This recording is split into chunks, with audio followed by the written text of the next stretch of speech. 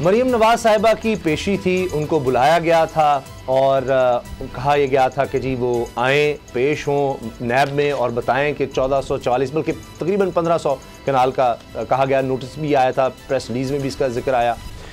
अब एक अचानक प्रेस रिलीज़ आ गई जब मरीम साहिबा ने आज जब पेश होना था उससे चंद घंटे पहले, हम कहेंगे रात देर से, जिसमें नैब ने कहा कि मफाद आमा के पेश नज़र, क्योंकि NCOC ने भी ये कहा है कि वबा फैलने का शदीद खतरा है और वबा फैल रही है, तकरीबन 8 महीने बाद ये सूरत हाल देखी गई है कि इतने 4000 से ज़्यादा केसेस बढ़ गए हैं।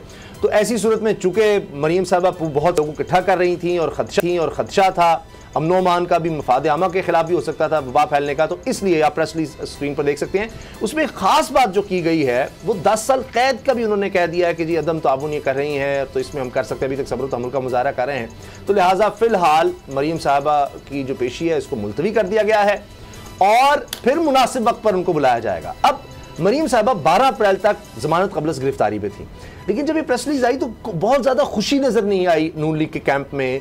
मरीम साहबा ने उस पर प्रेस कॉन्फ्रेंस भी की, उन्होंने कहा कि जी अब तो मैंने पहले ही कह दिया था, आसानी से नहीं मैं इनका को शिकार बनूंगी और जितना कानून के सामने हमने आना था आ गए, अब बस बहुत हो गई। और ये अवाम के, ये बात उन्होंने कि अवाम के दबाव की वजह से नैब को पीछे हटना पड़ा है। तो ये इसका मतलब है कि उनका ये काम जो उन्होंने पूरे पाकिस्तान से लोग इकट्ठे किए थे, उन्होंने कहा कि जो पूरे पाकिस्तान से लोग आए हैं मैंने सुबह उनको नाश्ता देना है और अब तो सब तैयार थे, आ रहे थे। तो ये इस पर बाबर अवान साहब ने भी कल हमारी एक प्रोग्राम में, समी साहब के प्रोग्राम में कहा कि ये अटैक करना है, इसका मतलब रेंट ए क्राउड कोई भी कर ले, बहुत से लोग को उठा ले आए तो नैब पेशी पर फिर वो नहीं जा सकेगा।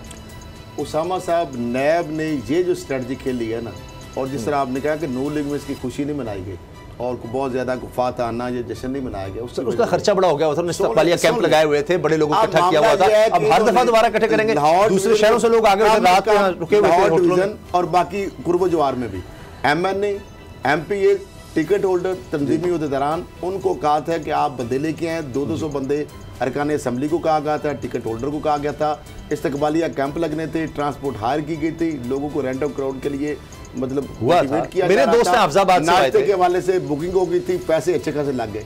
अब नैब जानबूझ कर, मेरी ये नैब के आला उहदेदारों से जो बात हुई तो मैंने कहा किया क्या है, कहते वो आपको पता रेंजर के हवाले से अप्रूवल भी हो गई, रेंजर आ गई, पुलिस वाले सारे वो प्लान A B सब बन गया। उन्होंने कहा कि मैंने कहा आपने इतनी डिले में ये क्यों किया है। हाई कोर्ट में भी गए, हाई कोर्ट ने भी कहा कानून अपना रास्ता बनाएगा, जब इस तरह का कर रहे हैं हम रोक तो नहीं सकते, क्योंकि जो शहरी अगर आता है तो अगर वो वायलेशन करेगा तो आप पकड़े, तो आप 30A जिस तरह वो सेक्शन कह रहे हैं नैब की कि उसमें अगर तहकीकात के दौरान ये इन्वेस्टिगेशन में वो अदम तावन करता है तो उसको 10 साल सजा है, कैद की सजा है। वो नैब की जो नेशनल अकाउंटेबिलिटी ऑर्डिनेंस 99 है उसके अंदर वाज़ेह तौर पर अलामिया में लिखा हुआ है। अब ये जो बात है, एक तो कोविड-19 के हवाले से जो तीसरी जो लहर है, शदीद लहर जो है, आपको पता है उसके अंदर जिस तरह वो कह रहे हैं जो उसकी सेक्शन अगर 1G पर जो पढ़ लें, G सेक्शन पढ़ें तो उसमें कंप्लीट बैन ऑन जो उसके अंदर जो इज्तिमात हैं, जो आपके जितने भी आपको पता 300 से ज्यादा लोग और जो सोशल डिस्टेंस, सिनेमा, थिएटर, सारे पीपल्स पार्टी भी सुना है रावलपिंडी में। अब मामला 4 अप्रैल का था। नैब कहते हैं कि हमें NCOC के हवाले से तो हमने करना ही था। दूसरी आपने जो खुद बात की है, जब एक मुलजमा 12 अप्रैल तक नैब उसको गिरफ्तार ही नहीं कर सकता, 7 अप्रैल एक केस में है और एक केस में 12 अप्रैल है, तो 12 अप्रैल तक तो उनकी बेल है। तो जब 12 अप्रैल तक उनकी बेल है, नैब ये कह रहा था, नैब ने जो कहा, उन्होंने पैंतरा क्या खेला और नून लीग परेशान क्यों है। इन्होंने आपको पता है जाती उम्र की जब मॉडल टाउन से निकलने का मुजाहरा प्लान बनाया था, जगह जगह इस्तकबालिया कैंप लगने थे, कमरुज़्ज़मान कारा साहब भी कह रहे थे कि मैं भी कोई क्यादत करूंगा, इधर से मरियम साहबा निकलना था, चैनल के ऊपर जनाब सुबह से शुरू हो जाना था काम और 12-14 घंटे मैराथन लाइव नशरियात चलनी थी। एक मुलजमा और एक मुजरमा जिसमें कालदम है वो कन्विक्शन के केस में, वो उसको जनाब कवरेज मिलनी थी और नैब के बारे में जो दशनाम तराजी होनी थी, जो सवालों के जवाब नहीं देने थे, लेकिन एक कहानियां और ये किस्से, ये पूरी एक हाई सब चीजों का अपॉर्चुनिटी को उन्होंने अवेल करना था।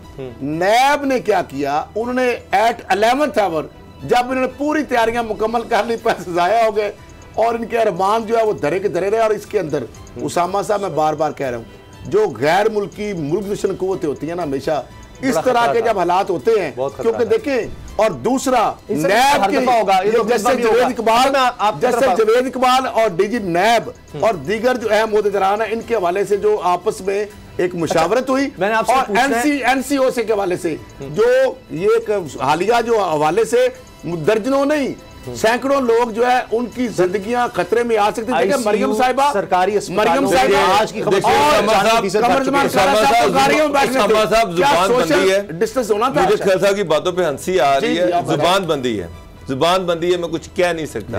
अदरवाइज मैं खुल के कहूं, मैं नैब की बात कर रहा हूं, जो लिखा हुआ है उस पर रहें। आप काउंटर करें। नहीं काउंटर। अदरवाइज जो खलसा साहब दे रहे हैं ना, फिर तो कोविड में हर बंदा 10-10 हजार बंदे लेके आए और ना तारीख चेंज करवा के निकल जाए। और खैर साहब यही मतलब है। और इसके अलावा आने दे 10 बंदे। सर ये जो सर 10 साल का जो है ये खतरा है। क्या मुल्ज़म और मुजरिम को कवरेज देनी चाहिए? मैं इस चीज के सख्त खिलाफ हूँ। पैमरा यहाँ पे एडवाइजरी क्यों नहीं जारी करता? अच्छा नहीं जो मुजरिम और मुल्ज़म है उसकी मीडिया कवरेज नहीं होनी चाहिए। पैमरा को इस पे एडवाइजरी जारी करनी चाहिए। वो पेशी करे और वहां पे आके तो लाउडस्पीकर एक्ट की भी खिलाफवर्जी होनी थी। इसकी क्यों? एनसीओसी की सारी खिलाफवर्जी होनी थी कि इतने लोग इकट्ठे हों और पूरा उसामा साहब देखे जिंदगियां झोंक दे। मरियम साहब कमरजमान 4 गाड़ियों में हर चीज का नोटिस ले सकते हैं। सोशल डिस्टेंस गाड़ियों में होना था उन्होंने। जो लोग मरने थे डॉक्टर साहब, आप किस तरह की बात कर रहे हैं? इनको क्या तुम्हारी पकड़ फायदा क्या होना था?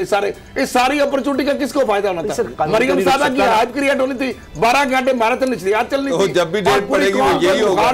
जब भी डेट पड़ेगी यही होगा। नहीं, जब डेट नहीं पड़ेगी 12 अप्रैल के बाद अगली स्ट्रेटजी बाबर साहब आपको क्या लग रही है कि मरियम साहब अगली दफा अगली पेशी पर जब बुलाएंगे तब इसी तरह लोग इकट्ठे करेंगी? हर दफा ये होगा? सर उसने तो ऐलान कर दिया है, उसने तो कह दिया है कि जनाब अब मैं जो आसान शिकार नहीं बनूंगी और जब भी ये बुलाएंगे मैं इसी तरह आऊंगी। वो तो ऐलान करके चली गई है अब। और उसको ये पता चल गया है कि अगर मैं क्राउड इकट्ठा कर लेती हूँ 10-15 हजार लोग इकट्ठे कर लेते हैं तो ये पीछे अगर पुलिस और इंतजामिया रोकना चाहे तो एक गाड़ी निकलेगी उधर से, पता है ना आपको। अगर करना चाहे पंजाब में भी हुकूमत तो फिर वो सर वो और कानून अपना रास्ता पर इख्तियार करता है। हाईकोर्ट क्या कि कानून अपना रास्ता इख्तियार करे, रियासत को क्या करना है, इंतजामिया को क्या करना है। क्योंकि वहां पर शहबाज शरीफ साहब अगर जमानत के लिए उन्होंने अप्लाई कर दिया आखिरकार, तो खबरें यही थी, आपका भी तजिया ये था कि वो जब माहौल बन जाएगा मरीम साहब अपने शौक पूरे कर लेंगी कि किस तरह से चलाना है। उनको कोई श्योरिटीज और गारंटी चाहिए। वो कहते हैं भाई साहब के सामने जब खड़ा होने, जो डोगर साहब की बात है कि जब वो अपने आप को करेंगे। देखिए वो हर दफा अगर शहबाज शरीफ साहब आए तो हालात बदलेंगे पीडीएम के। पहली बात तो ये है कि शहबाज शरीफ साहब ने ये जो अपनी बेल एप्लीकेशन अप्लाई की है, ये जो पिटीशन डाली है, इसमें बस रोना ही है। इसमें कोई मेरिट शेरिट नहीं है। उन्होंने 1947 की कहानी लिखी है कि किस तरह से मेरे परदादा ने बिजनेस स्टार्ट किया, मेरे दादा ने किया, पैसा आया, ये आया, वो आया, मैंने ये डेवलपमेंट के काम कराए, मैंने करप्शन करना था इसमें कर लेता, ये कर लेता, वो कर लेता। ये सारी कहानियां उसके बाद एंड पे आके उन्होंने कहा कि खुदा का नाम ले ले, मेरी कमर दर्द होती है, 70 साल का बूढ़ा, 12 बीमारियां, मुझे चल मैं सकता नहीं हूँ प्रॉपरली, मुझे कैंसर भी है, मेहरबानी करे मेरे हाथ जुड़े हुए मुझे भेज दे। आप देखिए कहाँ से स्टार्ट हुए हैं और कहाँ पे आके उन्होंने जो है उन्होंने एकदम तरले मिनटों पे आके अब मुझे बेल कर दें। ये भी कहा कि मेरे बेटे की हो गई है, मेरी भी कर दें। और सेकेंडली उन्होंने कह दी कि नैब ने इस हमजा शहबाज के केस में सुप्रीम कोर्ट में जाकर ये कहा है कि ना इस केस में 100 जो है गवाहान है, 10 गवाहान के बयान कलमबंद हुए हैं।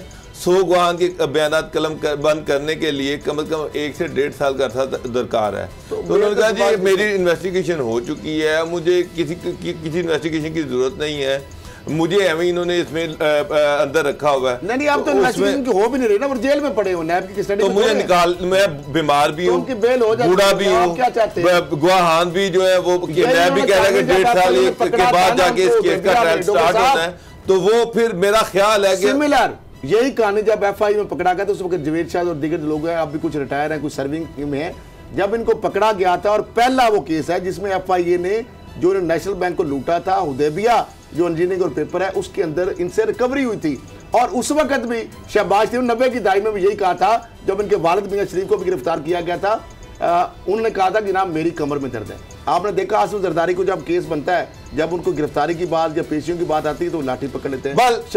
पिटीशन में तल्ला मिन्नत है कि मेहरबानी करें मुझे रिहा कर दें। डॉक्टर साहब देखिए ये तो हाई कोर्ट ने करनी है, हाई कोर्ट ने फैसला लेना है, लेकिन बेटा जवान है, खूबरू नौजवान बेटा, उनकी अगर बेल हो सकती है तो शहबाज़ को 93 से ये रिकॉर्ड पे है, उनको 93 में भी टेक्निकल बुनियाद पे, क्योंकि इनको टेक्निकल जस्टिस मिलता है, इनको मेरिट की बुनियाद पर 99 में जब 90 की दहाई में और बाकायदा उसमें रिकवरी हुई थी। उसामा साहब पहला ये केस है जिसमें एफआई ने रिकवरी की थी, इन्होंने बाकायदा रिकवरी दी थी। एक तो हमजा वाली रिकवरी है ना, एक शहबाज शरीफ साहब ने पैसा रिकवर किया था जब इनके बाल इनको भी पकड़ा गया था।